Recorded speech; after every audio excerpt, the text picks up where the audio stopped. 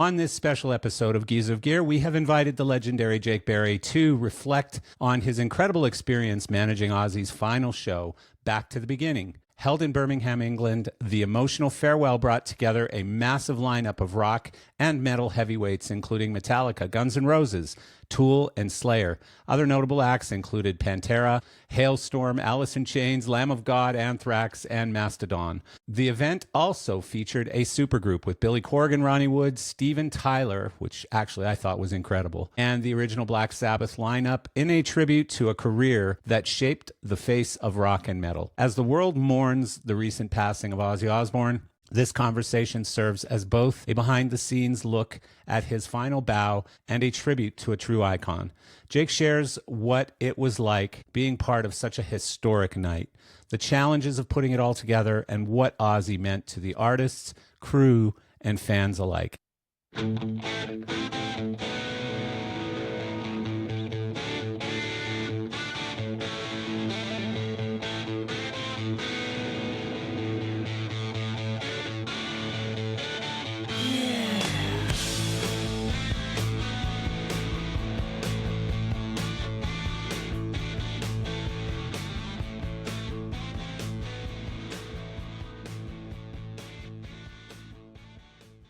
Hey, welcome, and thanks for coming by to listen/watch this one. You know, occasionally there is a podcast that just really gets me going for even a few days prior. This particular one is obviously a super special one, being that I've been an Ozzy Osbourne and Black Sabbath fan literally since, I don't know, I was probably 12 or something when I really got into Black Sabbath a little bit. And then after that, of course, Ozzy as he started his solo career. You know, incredible artist. I've seen him live countless times and in all kinds of buildings. It's one of those artists that I remember every time I saw Ozzy or Black Sabbath or combinations of the two. Been to a few Ozfest shows where I was providing some lighting. And, you know, I was talking yesterday with Rod Gibson about seeing Ozzy as a solo artist for my first time at Max Bell Arena in Calgary, which is sort of like a junior hockey arena. It's not one of the big arenas. It was a smaller one. And they had Motorhead opening for them. And I remember it so clearly. It was the classic Ozzy band with Randy Rhoads, Rudy Sarzo, Tommy Aldridge. It was incredible. It was just like mind-blowing. I just remember looking at the band and just going, wow, these guys are good. Like, this is a good band.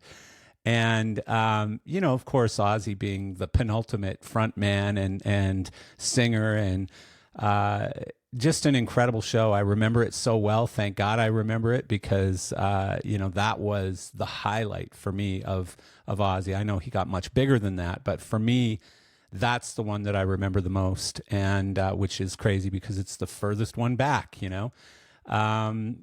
So, you know, I reached out to Jake right after the show, and I said, hey, you know, let's just do a podcast about this show and how incredibly challenging it was, but probably how incredibly rewarding it was for you as well. And he said, you know, Marcel, if I were to retire tomorrow, this is the way to go out. Just an incredible experience. And so I can't wait to talk with him about that. But obviously, since that conversation and since we decided to schedule this podcast, things have taken a crazy change and a very sad and inevitable change. And Ozzy has, of course, passed away, sadly. And so I didn't know if we were still going to record this. I left that entirely up to Jake, and Jake said, yeah, let's do it. And so I know that there's going to be some emotions for him because I know that Jake was obviously very close with Ozzy and with the band and with Sharon and putting this all together. And so, you know, it's crazy that just a couple of weeks ago he was, you know, telling them to open the gates for this show, and now 2 weeks later, here we're talking about Ozzy's life and his you know, his passing on. So just to read you the little bio that our lovely producer Sarah has put together for this. On this special episode of Gears of Gear, we have invited the legendary Jake Berry to reflect on his incredible experience managing Ozzy's final show, Back to the Beginning. Held in Birmingham, England, the emotional farewell brought together a massive lineup of rock and metal heavyweights, including Metallica, Guns N' Roses, Tool, and Slayer. Other notable acts included Pantera, I don't even know how to say that one. Gojira, I don't know. Halestorm, Alice in Chains, Lamb of God, Anthrax, and Mastodon. The event also featured a supergroup with Billy Corgan, Ronnie Wood, Steven Tyler, which actually I thought was incredible, and the original Black Sabbath lineup in a tribute to a career that shaped the face of rock and metal. As the world mourns the recent passing of Ozzy Osbourne, this conversation serves as both a behind-the-scenes look at his final bow and a tribute to a true icon. Jake shares what it was like being part of such a historic night, the challenges of putting it all together, and what Ozzy meant to the artists, crew, and fans alike. And that's true. Ozzy loved his fans. Ozzy, I believe in his heart and soul, he did this for his fans. Join us as we honor the Prince of Darkness, celebrate his legacy, and hear firsthand how one of the greatest shows in rock history came to life. Jake, hello, how are you? Very good, thank you very much. Yeah, thanks for jumping on and doing this. You're in Greece right now, right?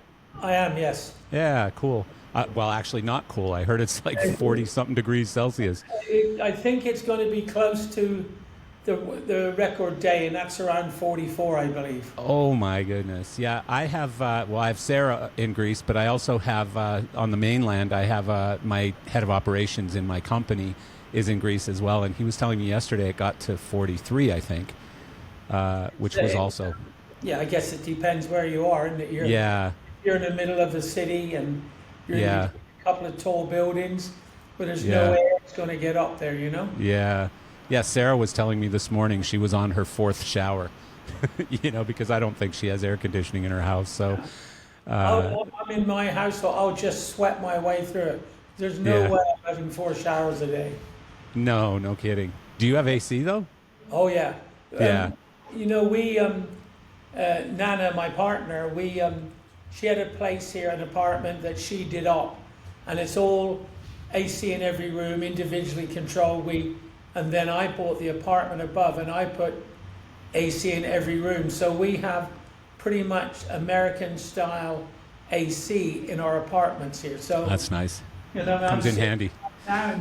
It's just a lovely 24 degrees, so it's nice. Beautiful. Perfect. Today's podcast is brought to you by Elation. Elation Lighting is a privately held corporation established in 1992 and headquartered in Los Angeles. All products are developed and engineered in the United States, with sales and support office locations in the USA, Mexico, and Europe, and distribution via a worldwide dealer network. Please join me in watching this video. Elation Lighting presents the Rebel Profile, a powerful high-output LED moving head with dynamic color mixing with high CRI and rugged IP65 protection. Unleash the untamed power of the Rebel Profile with explosive output, uncompromising precision, and audacious projection that shatters conventions, all in a packed 500-watt package. The Rebel Profile delivers scene-wide color mixing, variable CTO, and a 7-position color wheel with high CRI filters and UV options. Elation's Rebel Profile harnesses powerful visuals with rotating and fixed gobos, dual rotating prisms, and high-speed iris. With an IP65 outdoor rating, it enables designers to create captivating experiences in the harshest outdoor conditions. Featuring a customizable logo plate, the Rebel series lets you brand every moment. Bold, distinct, and unmistakably yours. Break free from the status quo. So, first, I appreciate you coming and doing this. Like, it's crazy that when we scheduled this, Ozzy was alive and well, and it made sense to come on and just talk about how like, I really just wanted to talk to you about the challenges of putting such a show together and the emotions of that show and just how cool it was and all of that stuff. Not that this was his final goodbye, because, you know, that happened very quickly, obviously. Oh, yeah. I mean, like, as the tour, let's go back to the beginning. And I'm really of how this came about. Yeah, please, because I've been very curious about that, how long it took to put it together and stuff. My friend Opie, Dale Sherseth, who's been, you know, done more Ozfest than I've had hot dinners and has done a couple of Black Sabbath tours. Naturally, Sharon reached out to him to see what he could do, if he would be interested in doing it. And at that time, he was committed to AC/DC, GNR, and also that he does the Rolling Stones. So he didn't have enough time. So he called me up one day and go, listen, Sharon's putting this show together. Would you be interested in doing it? And he's, you know, explained a couple of bit, and I go, fucking A, I'm ready, you know? No kidding, yeah. This was our era. This was my era of being a production manager on the road with all of these bands. So, and then, you know, Sharon emailed me. She goes, Jake, I hear you can do it. And I go, yes, I'm ready. And we had a couple of conversations. And then, you know, Live Nation UK were involved. Like Andy Chopin was booking all the artists. They had a lot lined up. And Max Burnham was like their production guy, you know, from Live Nation. And he called me up. And I really don't think we knew just the magnitude of this show and what it was going to be. It just snowballed, didn't it? This was going to be a farewell show in Aston.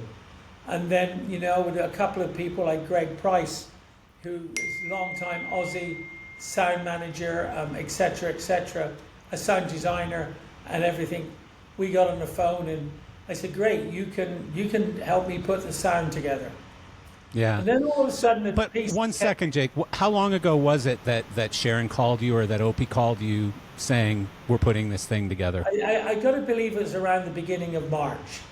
Okay, so a few months. Yeah. Yeah. Today's episode is brought to you by Mainlight, a trusted name in dry hire lighting and stage equipment rentals. Whether you're lighting a theater show, producing a major concert, or building out a broadcast set, Mainlight delivers the gear you need to make your vision a reality. They offer a massive inventory of the latest moving lights, control consoles, trusses, LED fixtures, and durable IP65 rated gear that's perfect for both indoor and outdoor environments. From small-scale productions to massive stadium tours, Mainlight is known across the industry as the partner you trust with the gear you want. But that's not all. Mainlight also offer new equipment sales from your favorite brands and used gear pulled direct from their rental fleet. Every used item is rigorously maintained and backed by a 60-day depot warranty, giving you confidence and value in every purchase. With 3 strategically located facilities in Teterboro, New Jersey, Wilmington, Delaware, and Las Vegas, Nevada, you get nationwide access and the responsiveness of a local provider. Explore their rental inventory, request a custom quote, or browse their sales offerings online today at mainlight.com.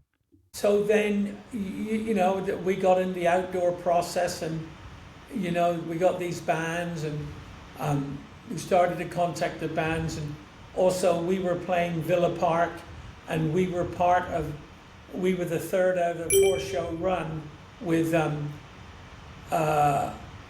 you know, GNR were playing there, and then Chris Brown played, and then it was back to the beginning, and then Kendrick Lamar, and we all played on the same stage. No time for a custom stage. I mean, every staging company in the world really wanted to do this show because, you know, maybe somebody had good foresight that it was going to be what it was. Yeah. So we started putting together, so Patrick Woodruff, Terry Cook from Woodruff Bassett Designs, long-time Aussie collaborators, and of course Patrick, one of the most well-respected lighting designers, and we started to speak about it, and you go, what do we do? What are we going to do? And I said, you know what? It's a bit like, you know, when you have heavy metal and hard rock, I always call it guitar, bass, and drums. You know, because that's what it is most of the time. And I go, let's do sound, lights, and video, nothing else. Yeah. So we did that. We got the show. Tom Morello. By nothing else, you mean like no pyro, no lasers? Well, we had pyro. But, Yeah. You know, some of the bands wanted to bring pyro, but no pyro from any other band. We just did pyro as a salute to the end of the show and to the salute to the end of Black Sabbath, and with a confetti shot, you know, saying goodbye from Black Sabbath, as we did on Ozzy, saying goodbye from Ozzy. So we had 2 shots.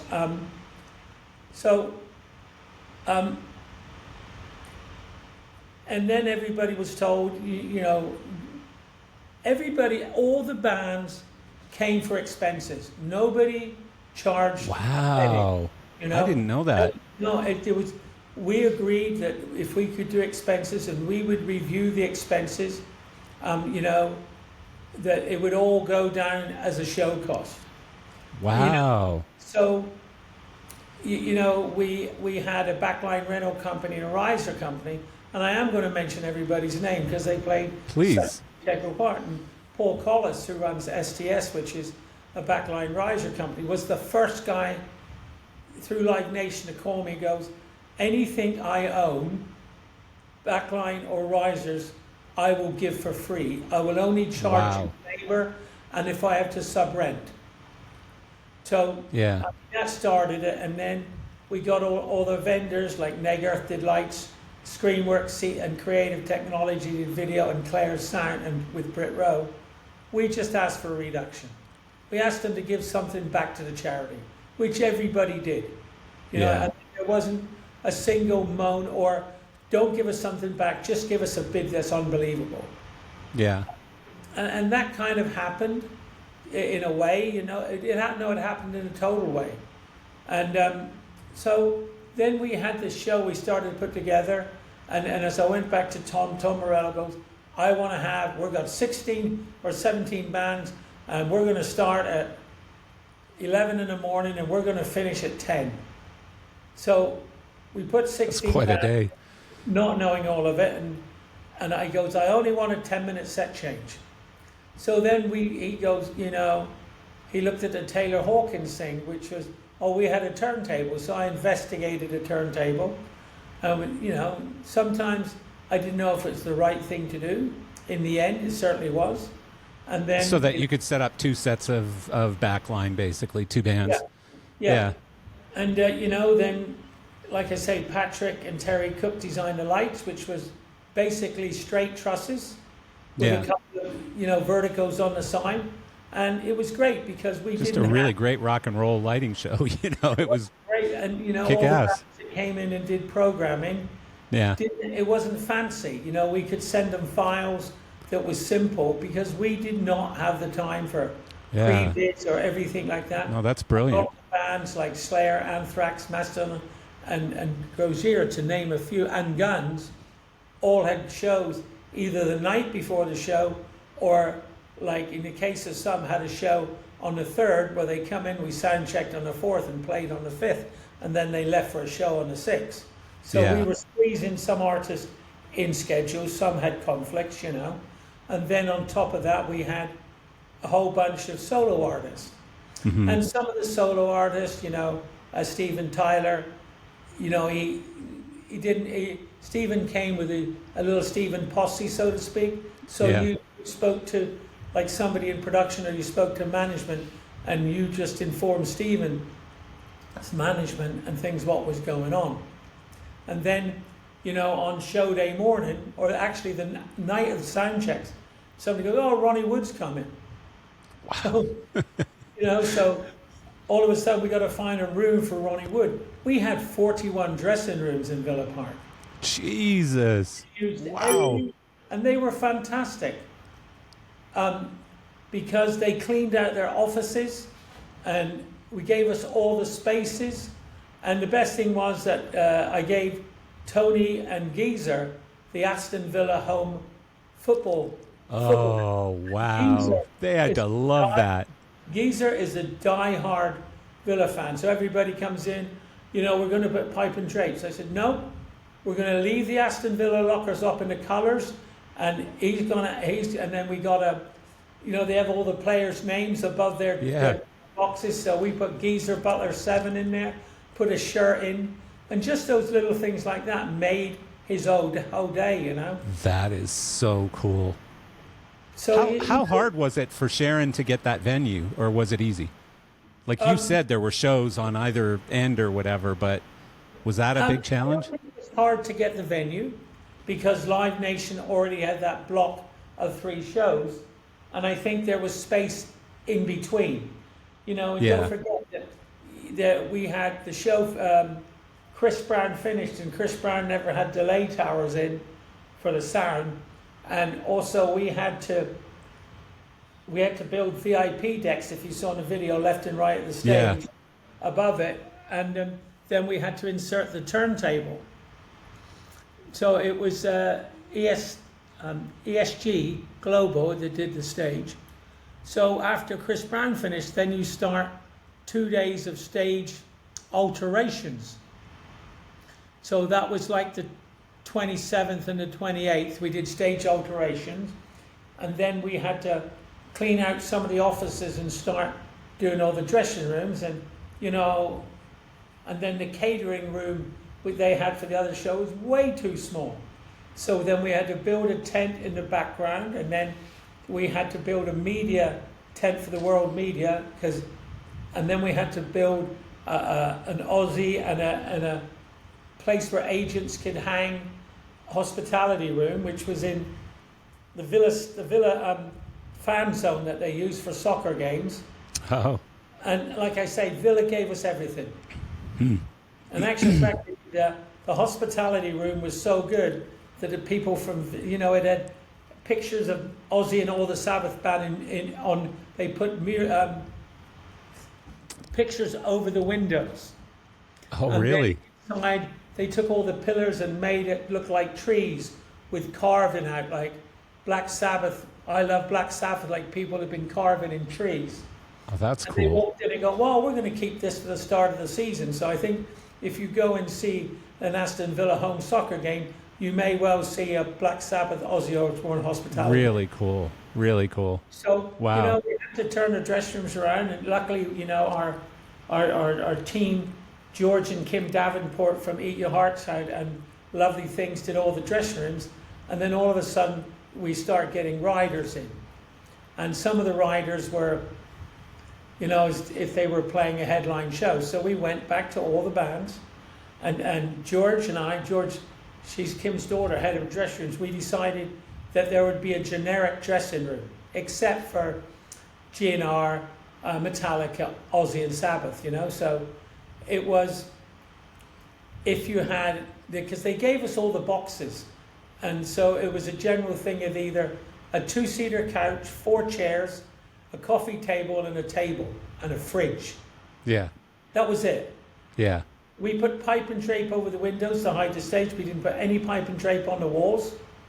You know, and some people, oh, you know, we need this and not that. And, you know, and I said to one band, I'll put all your furniture in, but don't come to me asking for a dressing room for the band, because you'll have no room there. And, and sometimes we just, I wouldn't say ignored. They go, oh, yeah, we want this. Yeah, great, we'll get it. And never put it in.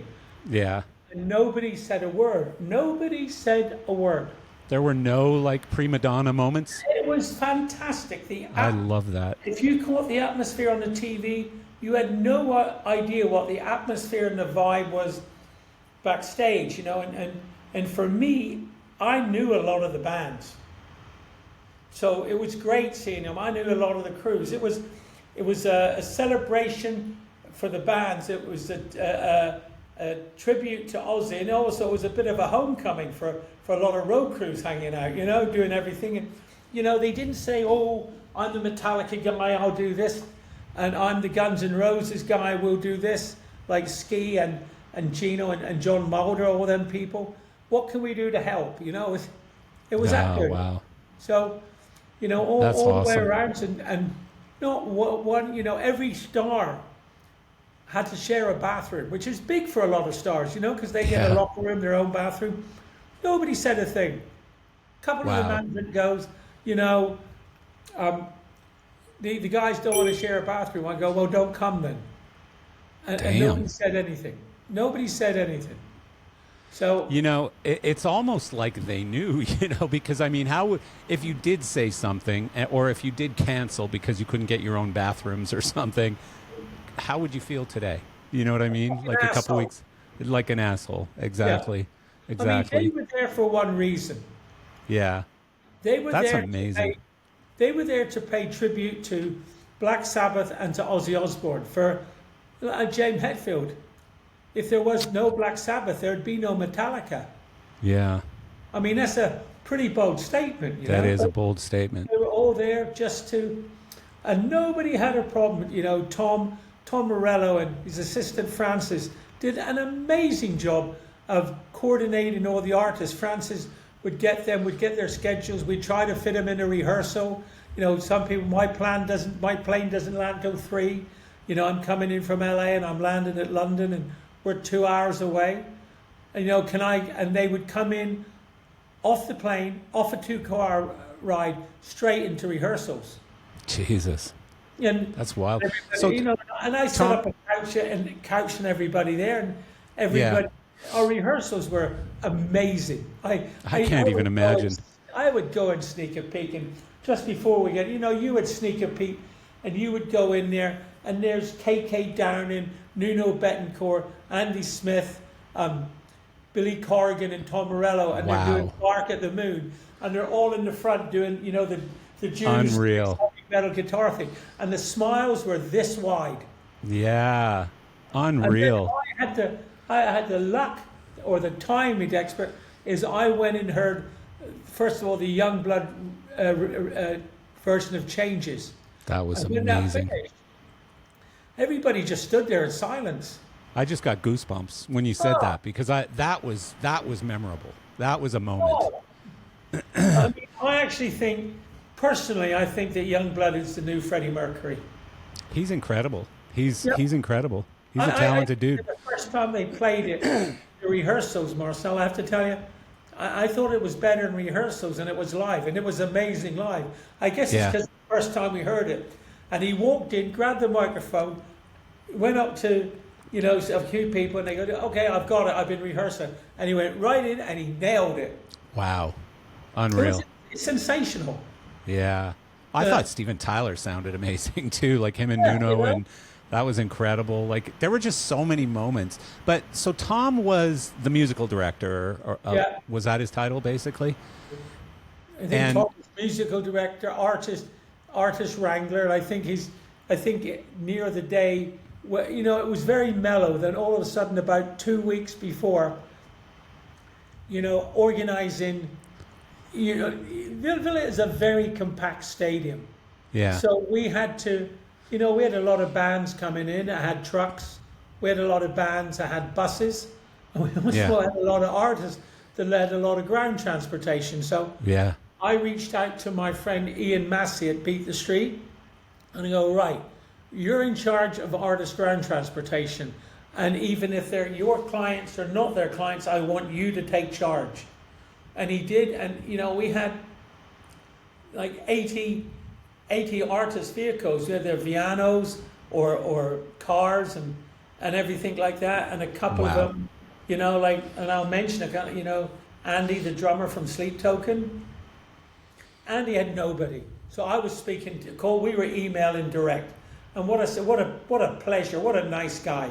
Yeah. And he goes, Jake, where can I park? I'm bringing out my own car. So you made arrangements. Wow. He walked in. I said, here's Ian's phone number. Call him. He came up. He said, look, I'm gonna. And Ian goes, how long would we be leaving? He goes, I'm staying for the whole fucking thing. Wow. So that is not a problem. He went around and thanked everybody, and amazing. That's awesome. That is so cool. He came on his own, no entourage, joined in, and a great guy and a super drummer. We had some drummers there. You really did. Well, Bill Ward. I mean, just seeing Bill Ward, after 20 plus years. Yeah, Bill's a bit like a Charlie Watts type thing. He's a little jazz influenced a little bit. Yeah. But then in the super groups, we had some heavy hitters. I don't know anybody that hits the drums harder than Mike Borden that used to be at Faith No More. Yeah.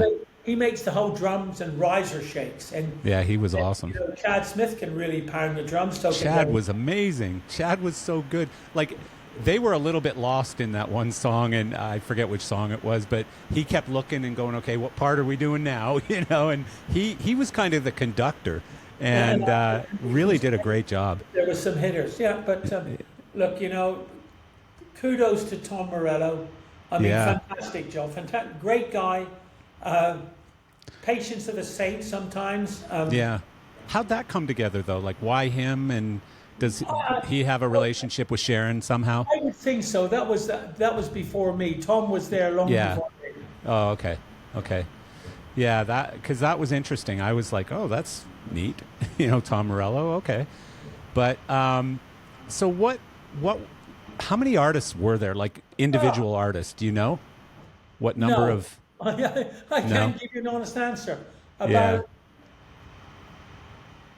there had to be 30 individuals plus the bands, or like 18 plus the bands. I think something like that. Yeah. I mean, interesting. Just for instance, on show day, in catering, Eat Your Hearts Out fed 1,100 people. What? That is wild. 1,100 people. And don't forget, that's going all day, from breakfast in the morning, because on the morning of the show, we had to sound check Gojira and GNR with the doors opening at 11. Jesus.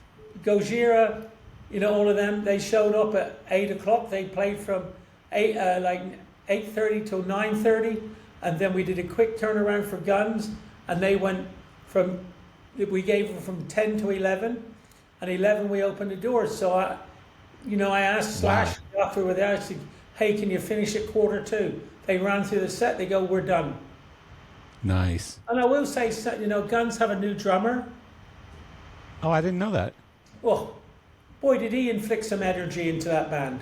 Who is he? I'll get to you at the end of it. I can't remember his name. That's all right. That's The all right. energy he I'm just created curious. with Guns N' Roses was like an injection of B12. Interesting. Fantastic.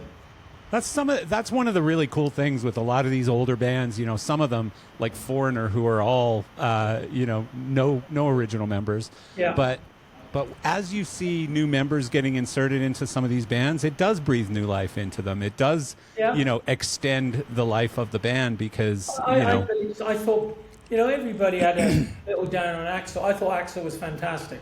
I thought GNR played a great set. And everybody says that Axl's difficult. He's not. Yeah. He's just a really good guy, And I've known GNR since they supported Motley Crue.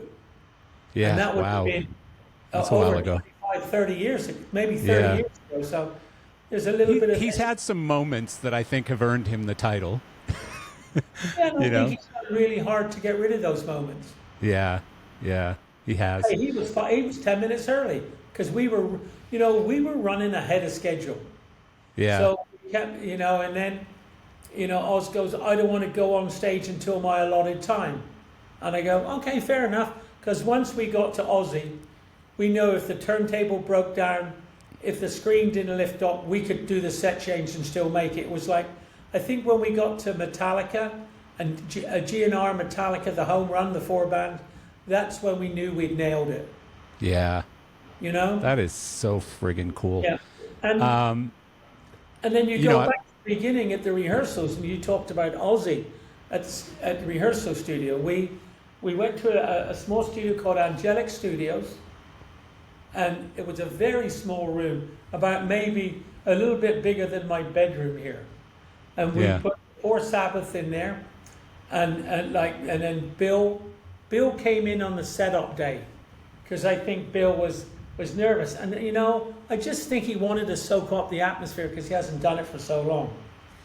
And then Thomas, the tour manager, and I, you go, Jake, what time do you want the band? I go, what time do they want to come in? So they're early morning people.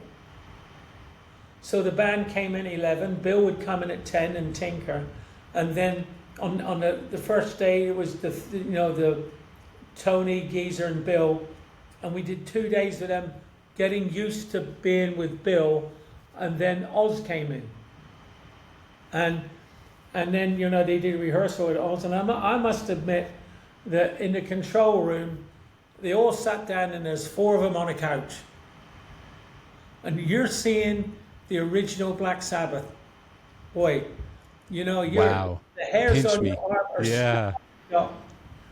And, you know, I said, hi, Oz, how are you? He goes, hi, boss, how are you? And then they went in and they would run through the set, and Oz, you know, they played 4 songs. We would run through the set, and how do you feel, Oz? I'm good. And then he used to run through it. They used to talk about old times, sit in the couch, then they would leave. I mean, we were never there any later than 4 o'clock in the afternoon. Where were rehearsals? We did Angelic Studios with the band, and then the next step up, we went to Fly By Night, which is Redditch or something like that, which is, you know, 40 minutes from Birmingham. And of course, all the guys have got houses around that area, being in the Midlands.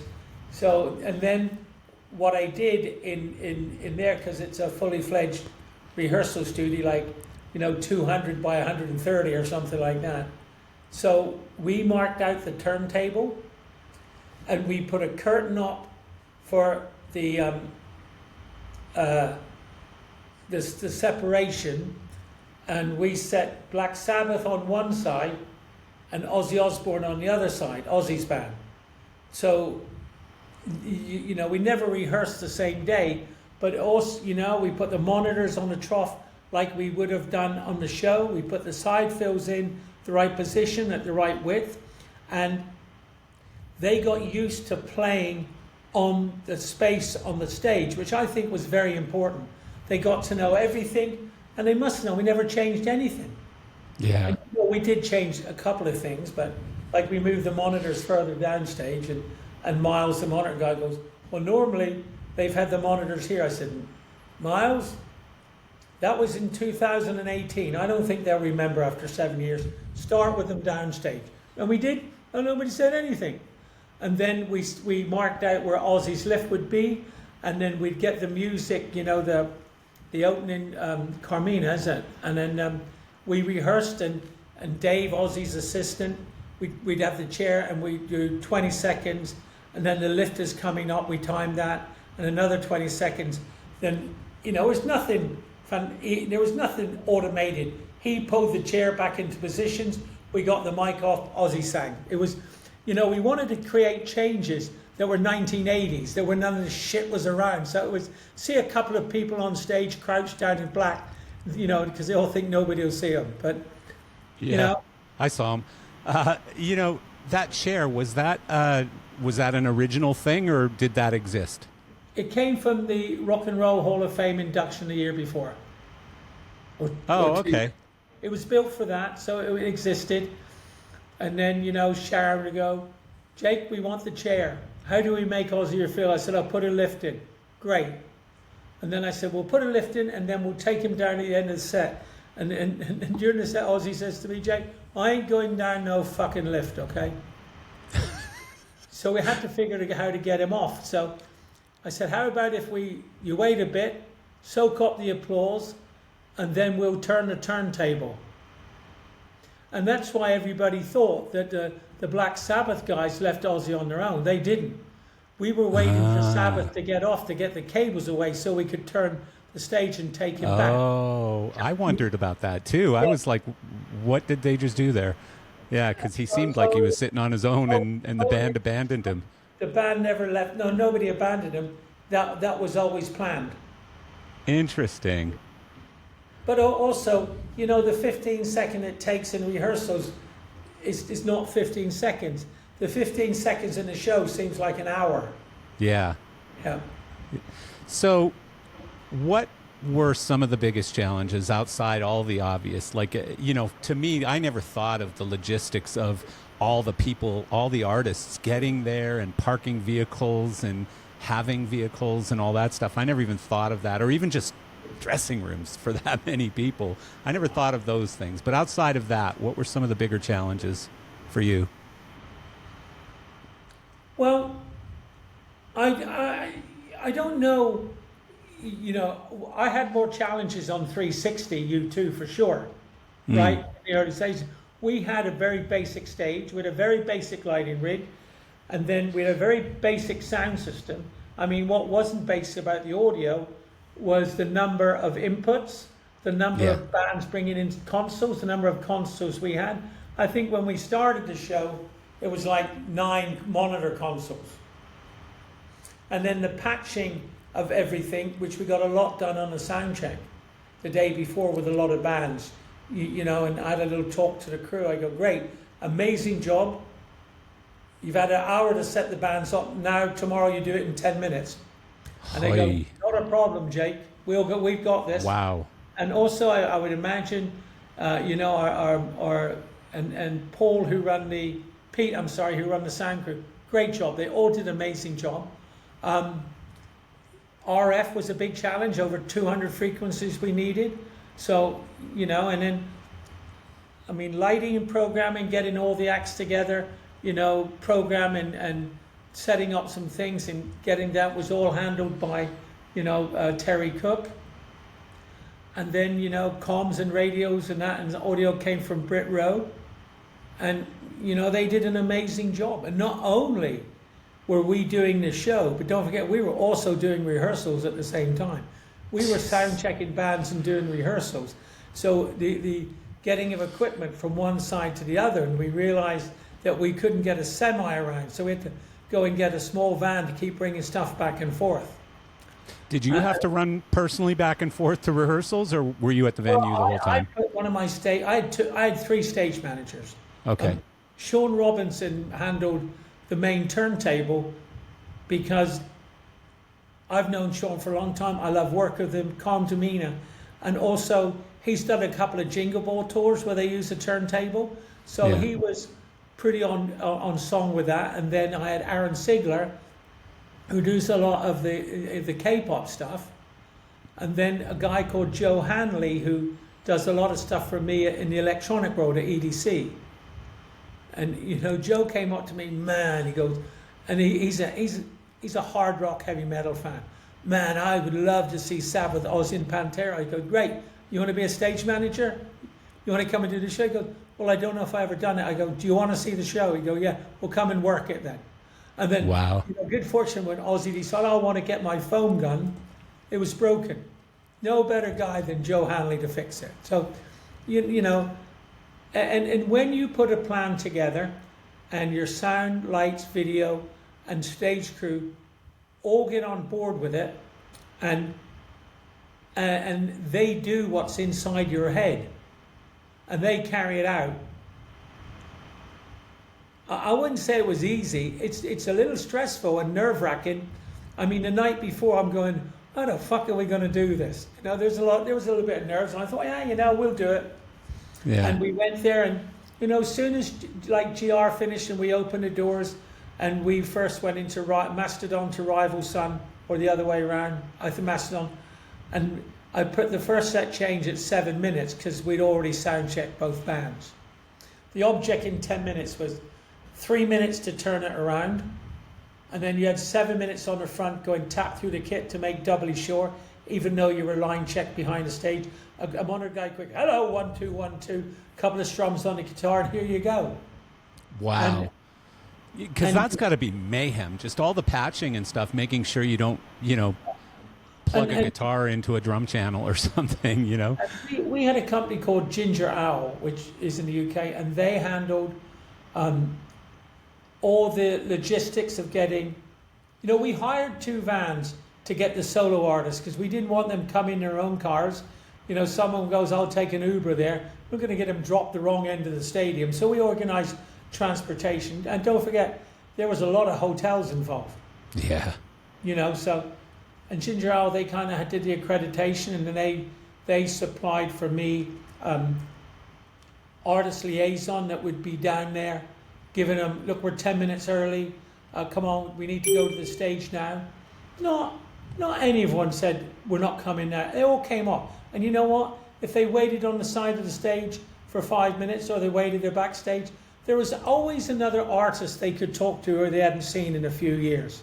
So before everybody was on, it was like a welcoming party. You know, welcome to the stage manager. I haven't seen you in years. Remember the time? There was a lot of that. The vibe there was incredible. And then after the show, somebody asked me, Jake, what was the show like? And I said 2 words. I said, it was fucking epic. Wow. It was epic. Well, and for a guy that's done what you've done, that's obviously a big statement. Look at the smile on my face when I'm talking. Yeah, I know. You said it to me the other day. You said if I retired today, I'd be I'm content. happy. I'm happy. And who knows? Maybe people might think twice about hiring an old man. But after that show, the old man still got it in him, I think. No kidding. Yeah. Well, I mean, you swing a big stick. That's for sure. I think when Jake yells at you, you know something needs to get done pretty quickly. I didn't yell at anybody there. Yeah. There was no yelling. The Yeah. only yelling you would hear from Sean go, turntable moving, and that would be it. Yeah. And everybody got in, and everybody, especially the Sabbath guys who were there for a long time and had to move their equipment a couple of times. He said, well, let's bring your cables up through the center. Well, I've always had them here. Bring them up through the center, we can roll. And they all rolled with the punches. It was good. Yeah. It sounds like it was a big love fest. I mean, that's kind of what it looked like when you watched it too. Yeah. And then, the show went down, Oz had a huge smile on his face. He was exhausted, but he was happy. And then, for him, his daughter being proposed to by Sid. That was wild. And then, you told me about that clip the other day. I hadn't seen it, and I went and looked it up on YouTube, and it was hilarious. You ain't fucking marrying my daughter. It's pure Ozzy Osbourne. That was hilarious. Look at Sharon, look at Ozzy, and, Kelly and Jack. And Ozzy and Sharon especially, the Kardashians owe millions because they were the creators of reality Of course. TV. There's nothing like that show. I mean, that show was the best television ever done, I think. It was just incredible. It was incredible. The famous line, Sharon, Yeah. Well, I saw a clip yesterday or something. I've been going down memory lane with Ozzy this week, Me of too. course. But I saw a clip yesterday of him sitting on the couch. He's got like this fancy new Crestron system or something in his house, and he's trying to figure out how to turn on the television.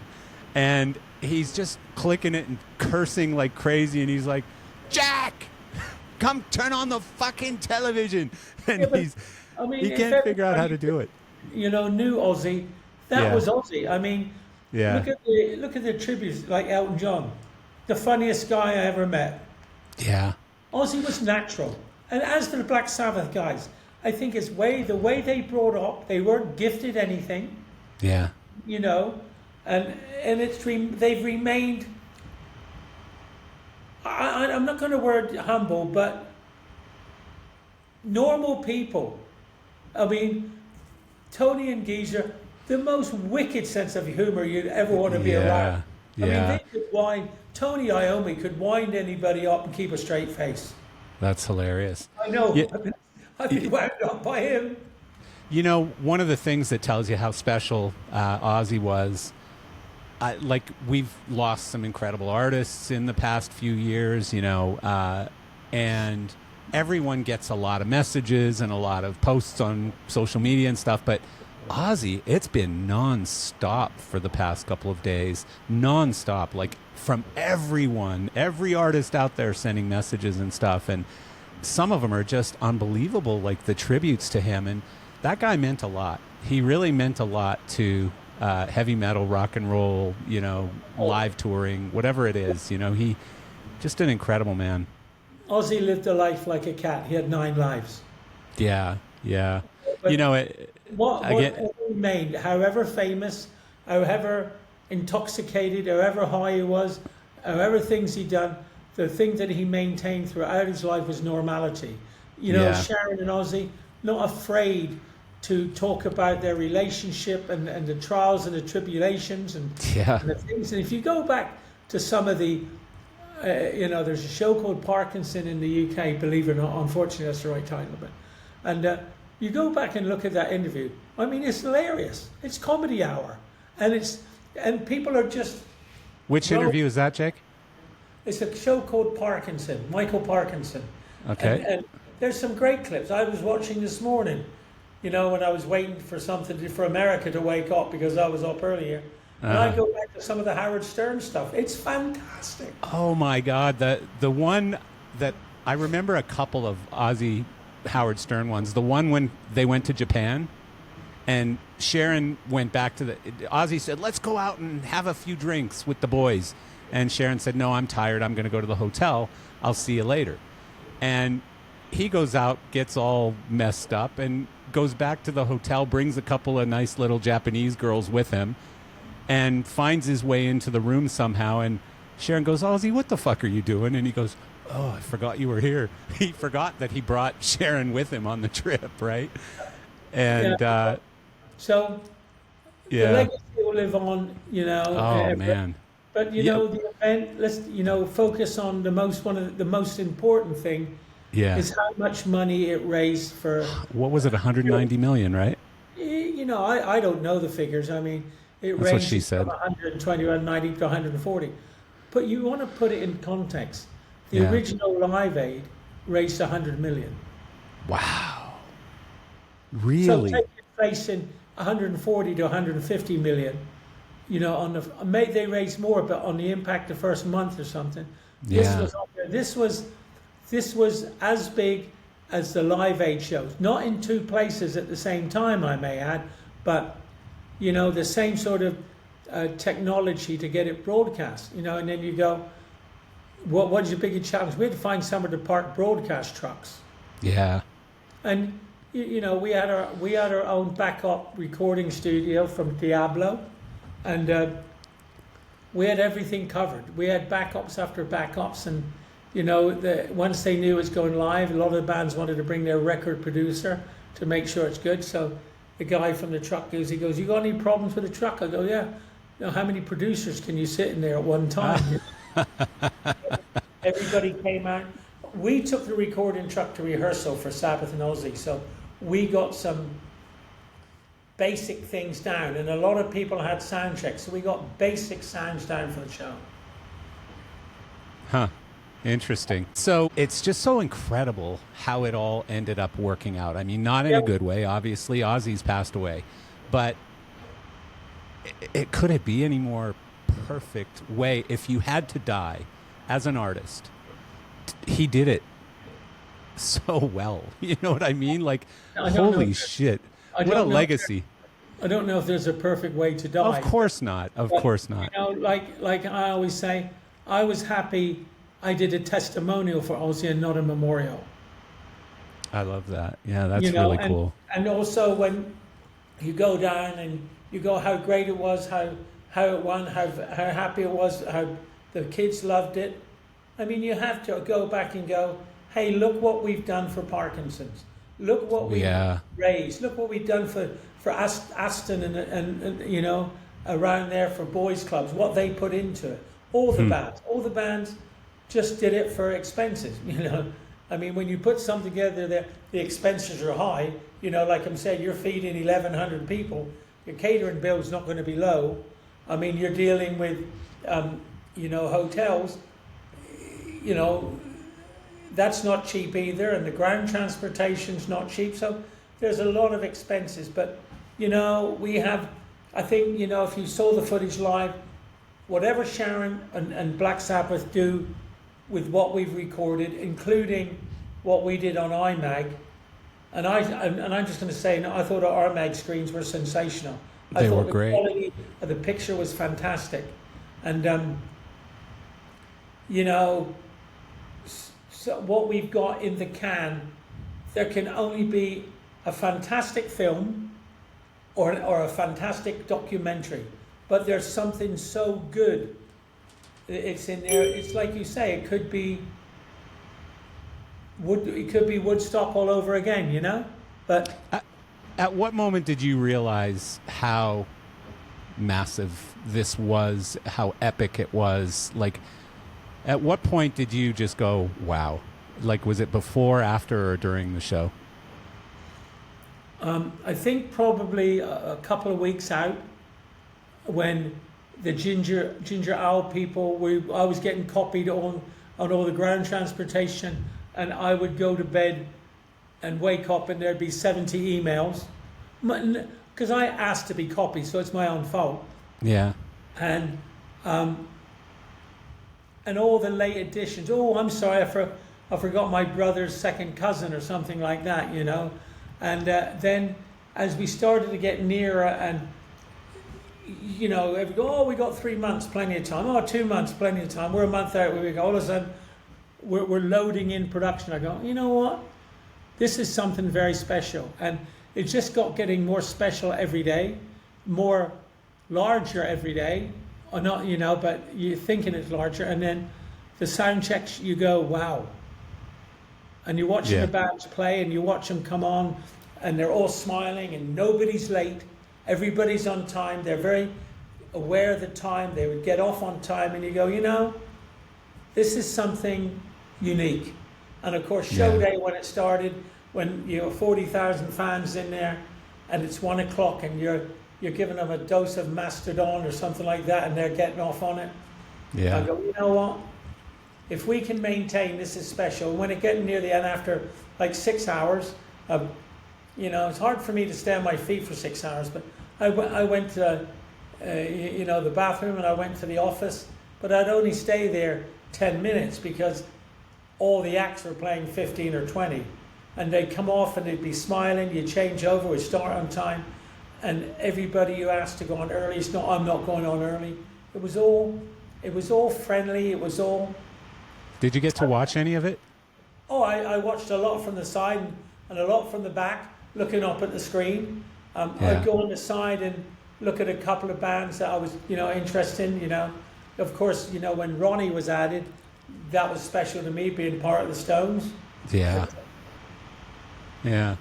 All the stuff that Ozzy does with the audience, like his I love yous and all of his gestures towards the audience and stuff, that's authentic, isn't it?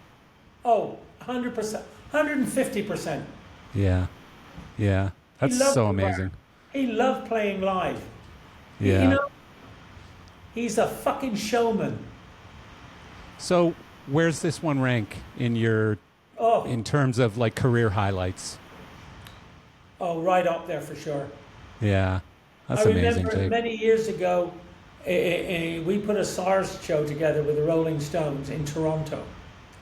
And somebody said, oh, we're going to do a SARS show in Toronto in 3 weeks. So the Stones agreed to go. We had a hard job finding a roof, and then, you know, we had a hard job getting audio, and we just made, and I think that would have been Patrick designing the rig again, and then like Mark Fisher.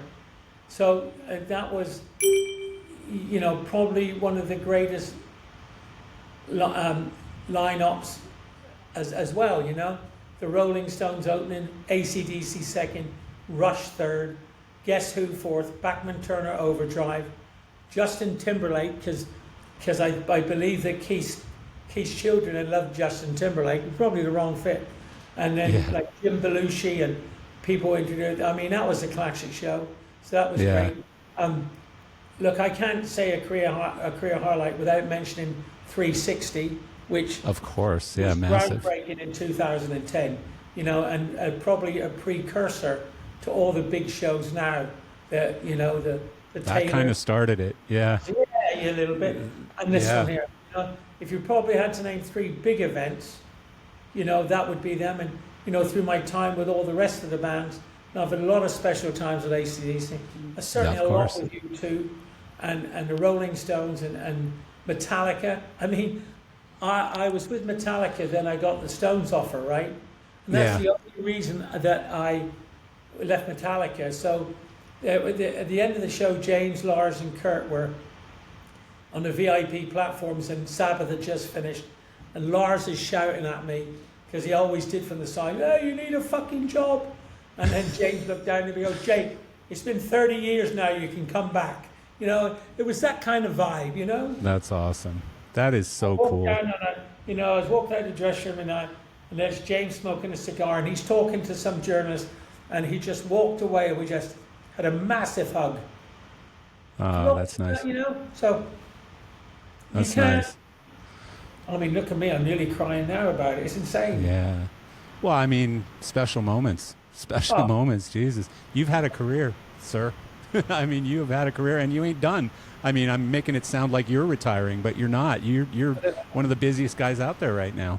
Well, I try to do a balance now. You know, I'm certainly don't feel I want to get on a bus. Although my close friend of Jörg Philip from Beat the Street goes, "Why didn't you ride in one of my buses?" You know, but that's because, you know, in Beat the Street, I went to him when he was a sub-hire company, and I wanted it on U2 or Rolling Stones, I can't remember, but in my mind, I had Trans Am, which had black trucks, and I wanted black buses. You know, heavy metal's black. I wanted a black tour. So I had black trucks and black buses, which was a great idea until about 5 days before the show, when Trans Am sent out a white trailer for video, and Jörg had the sub-hire Phoenix bus or something. It was a different color. But that was my plan. So plus cleaning them every day. Cleaning them every day. Keeping a bunch of black buses and trucks clean had to be a bitch. So, you know, and look, at the end of the day, for me, that show, like I said, to put a plan together and all 150 people it took to put that together, sound, lights, video, staging, special effects, a bit of confetti, a bit of pyro, stage management, the running of the show, the patching, the lighting. When you put a plan together and people execute it 100%, the bands come in, execute 100%. There wasn't a duff band on that bill. No. I mean, people may not like, you know, what Slayer play, but they play what they do very well. Yeah.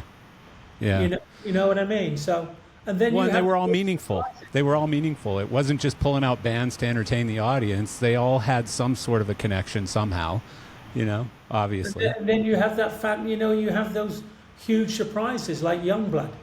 Yeah. And then you have the emotional moments. Ozzy singing, you know, "Mama, I'm Coming Home." Jesus. Yeah. And then you Nothing have like it. the finale with Black Sabbath playing one of the greatest songs ever written in Paranoid. I mean, you have moments all the time. Moments. Yeah. Well, and again, then all the online stuff, like, you know, artists who on their shows since that have done "Mama, I'm Coming Home" or "Changes." You know, they're all putting these songs into their shows every night. And it's incredible. I mean, the guy meant so much. And so, you know the four of them so much. I mean, God, incredible. They invented heavy metal. Yeah. Ozzy invented, you know, you look at showman's front of houses, you look at Mick Jagger, one of the greatest frontmen, Michael Jackson, one of the greatest, Bono, and Ozzy's right up there with him. Hell yeah. Hell yeah. No, it's really incredible. I appreciate you sharing all these stories about this, because I've been dying to hear from you on this and you know, just some of the challenges and how it all came together so well. It just looked so flawless. Everything, and from the sounds of things, it relatively was pretty flawless, you know, like no massive failures or, you know, and I think part of what you're saying is when you have incredible people around you who you love and can count on, and you've had them in many situations before, you just feel good about it. Like, you don't have to yell at people when you trust those people.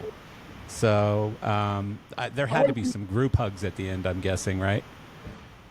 Well, we had a lot of hugging pretty quickly because Kendrick Lamar was changing the stage. Oh yeah, the next day. Yeah. I mean, we all had a big thank you to everybody, and you know, and after the fact, when you know, because Sunday morning after the show, I didn't fly home. I stayed there, and I was in the hotel in Birmingham. We got there a little late. We had some issues on the loadout, but nothing serious. And I napped, and then I went out to get something to eat. The nearest thing I could find was a Chinese restaurant, so I had a Chinese lunch, which was good. And then sometimes I was dozing on the bed, and I would get out of bed, and I would sit on the edge of the bed, and I couldn't move.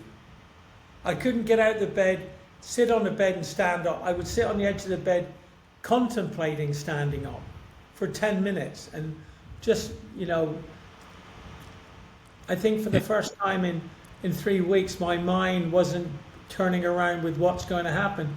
It was probably kind of a release, but it was, I remember weird. I go, why can't I stand up? I could stand up. Why don't I want to stand up? Yeah. It was very bizarre. I mean, that Sunday was a draining day. And then Monday I can't imagine.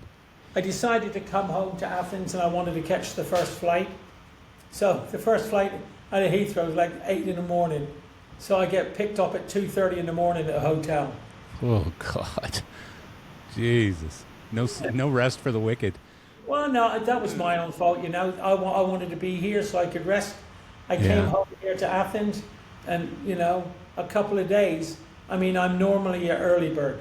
Here, I would wake up at 7, sit around for a couple, probably look online to see what people were saying, you know, and then go back to sleep. And my missus would either be going to work, or I would wake up. One day it was 11 a.m., which is like the middle of the day for me, and then it was 1 p.m. one day. And oh my goodness.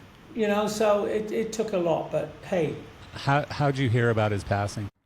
I got a call, you know, in the night, you know, and it was my friend Ian Massey from Beat the Street, and he goes, "Did you hear about Ozzy?" And I go, "What?" "Oh, he passed away." And I'm standing there, and I think, I'm sitting here, and I'm speechless. My mouth is open. I'm gutted. Yeah. I'm gutted. A, because he was a great person. B, you know, we're all here, a lot of us, because of Ozzy in some way in our careers, or Black Sabbath, or both.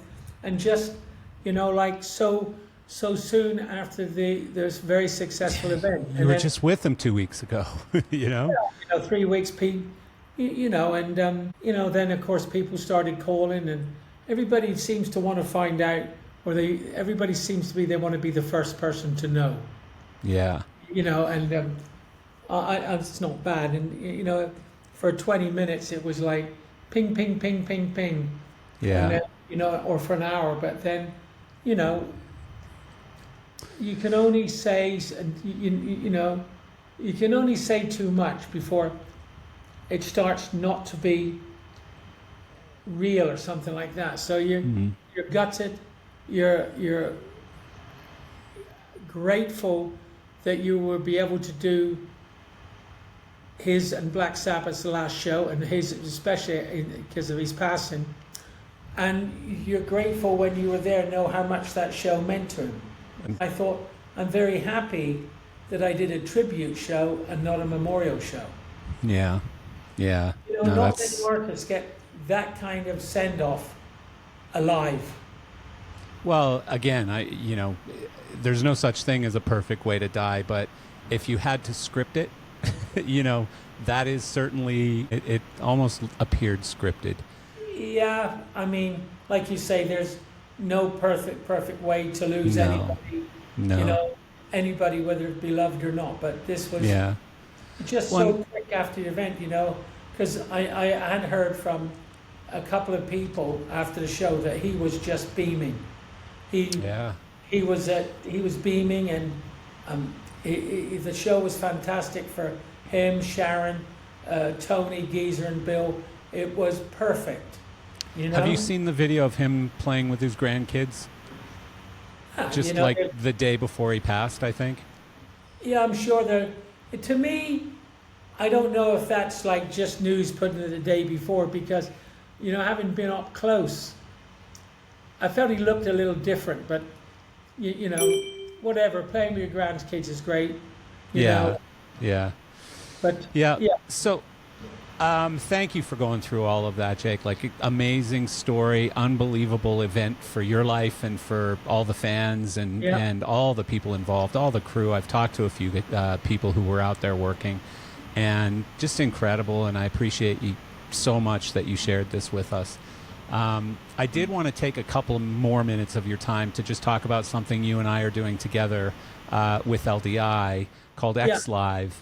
And I don't know if I ever even told you this, but when LDI reached out to me and asked if I would get involved in helping them create a bit of like an educational day prior to LDI, where we had a lot of sort of star components attached to it from our industry, but bringing in especially new young people coming into the industry and just putting them alongside mentors and coaches and educators and whatever you want to call it to teach them about the industry. And I said, yeah, I'd love to get involved in that, but only if you'll allow me to invite Jake to get involved in that. And they said, absolutely. If Jake would be interested in doing that, we'd love to have him on board. So I called you, and you, of course, are very gracious when it comes to things like this, teaching young people especially, and bringing new talent into the industry, which is such an important topic. So that's how it started. I don't know if I ever told you that. And I look at it like this. You know, the industry has been very good to me. I mean, I worked hard to get where I am, and I worked hard on things, and you know, I've done, if somebody would ask me 50 years ago what I'd be doing now, I'd probably be sitting on a bar stool in a Devon pub getting drunk. And you know, and you got time for that still. Yeah, well, I don't drink because I had enough, you know. I'm a bit like Oz. I overdid it. I'm fine. I'm over it now. Yeah. You go to Betty Ford and meet Betty Ford like he did, but you know, clean stuff. Yeah. So my object now is to give back. To give back to the younger people what I've known, the mistakes I've made. How do you get along? Where do you go? And it's a very difficult thing because I know we have, you know, courses, full sell and things like that, which are great, but to be in our job, you got to be in the right place, the right time, with the right temperament, with the right people. And then you can go and learn. But you can only learn by missing a bus, missing a call, hucking up a hotel room if you're assistant, plugging in the wrong thing if you're guitar tech. And 100%. That's where you learn on the road. So well, and it's no miracle one of these sessions is called Show Wreckers, you know, and it's all about situations like what you're talking about when things go wrong. Yeah, and it's all about, you know, I mean, I know we've got some really good people coming up. You know, of course, in our industry, people will confirm subject to availability. Yeah. And we're going to try to cover all things. And I'm really, really supportive of LDI by bringing in a very low-cost ticket for young people. Yeah. I think like $149 for 3 days. Yeah. Access to everything, which I think is fantastic. You know, and I really like that. And sometimes the young people want to hear what the older people have to say. Yeah, you know, and then you want to find out. You know, they go, how did you get there? What did you do? What obstacles you overcome? What do I need to do? That's the questions we're hoping that the young people answer in all the panels. You know, we're specializing in. You know, stories, not stories, I don't think we wanted stories. We'll save that for Dining with Dinosaurs later. Yeah, exactly. Just hard facts, like if somebody wants to learn about audio, we can help them. If they want to know where to start in audio, because they don't want to be a production manager like Jake Berry, we can give them an audio person. The same with video. We have a panel with Josh Kaufman talking about the cons and pros and cons of Coldplay, the video, how they set it up, how they were dealing with new infrastructures, how they did things, which is very interested if you're a video engineer, and then you couldn't give a shit if you're a sound guy. So then we want somebody to teach about how do I get started, how do I get on board, where do I learn, you know, do you have educational courses at your company where I can walk in and somebody will instruct me the way around a digital or an Avid or something like that. Well, one of the other sessions I love too, though, is like basically how I, not how I did it, but I forget the actual name of the session, but it's successful people. Road to success? Yeah, people who have transitioned, though, from, like, I was loading trucks and I was, you know, pulling cable and stuff, and, you know, I did 10 years of touring, and then I decided to move on to become an account exec, and now I run a massive sound company or whatever it is, right? And I love those stories. Like, I love that, you know, we're talking about this isn't just a gig to go out and have fun working for a circus for a year or whatever. This is a life. This is a career that not only can you make great money, but you can have unbelievable experiences. Yes. And what part of the X sessions for me was not to overcram it in a day. Yeah. You know, some things like this have multiple panels at the same time, and you can't be in two places at the same time, and you have to pick. Here, you don't have to pick. You do. You come or you don't. Yeah. Yeah, I think it's 5 or 6 total sessions, that's right? great. And, you know, yeah, they're it's perfect. an hour long. That's enough for people to get involved. We can run a bit late if we want to, but and now after the Aussie show, nothing's ever going to run late for me. Otherwise, it'll be a downer. But I was very excited, and I needed something like this for myself to climb back into the conference, or not the conference, but the session situation, and give back. Yeah. And I'm not going to be on all the panels. I'm certainly going to hang out. Yeah. And I'm totally an open book, as you probably gather. Yes. I have no problems with somebody coming up and talking to me. I don't want anybody to go, oh, there's Jake Berry. He doesn't have time for me. Come up and ask if I have time. Yeah, if I that's don't why have you're time, there. I'll tell you I don't have time. Yeah. But Yeah. I would like the young people to come up and ask questions, and, you know, what do I do, and where do I go, and do you know people that's got programs, and how can I do this? And, you know, it's going to be an incredible day. You know, I know there. It's going to be a long day, but it's going to be great. We want to start early in the morning, so, you know, we want people to get up early in the morning, you know, come have a free breakfast, get into it straight away, and then come in and out, you know. If somebody goes to all the panels, that means we've done the right thing. Absolutely. No, and I can't say it enough. I appreciate you getting involved in that. Without you, you know, it would just be another, you know, LDI meeting or whatever, you know. But I think this is really a special event. We're going to do some cool things, I hope. You know, I think the hardest thing we had was picking a name. That was a tough one, picking a name, and then we realized it was sitting right there the whole time, you know. You know, we all had different opinions, you know. Yeah. People who know me, have worked with me, know that, you know, once I have something in my head, or a name, or a way to do things, I'll stick by it, you know. Not going to get you off that perch. You know, there was a great soccer manager in England called Brian Clough. And, you know, they did an interview, and I always learned this because I thought it was fantastic. It goes, you know, Brian, people always say to you that it's your way or nothing. They always do it your way. He goes, no, that's not true. If somebody has an opinion, we'll sit down, they'll talk it through, we'll listen to it, and then we do it my way. So you know, that's the way. So I've mellowed out a bit, and, you know, there's a lot of people have great ideas, and we as older statesmen have to be prepared to listen to the young ones. But what we want to install is, you know, we want people that come into the production have to have a work ethic. You can't sit behind a computer and answer emails. You've got to go out there and see how it's put together, how your crew works. You know, you have to be a leader from the front. You know, I completely agree. The army that won the most battles had the commander on a horse in front of them. The ones that lost the most had their commander sitting 3 miles back looking through binoculars.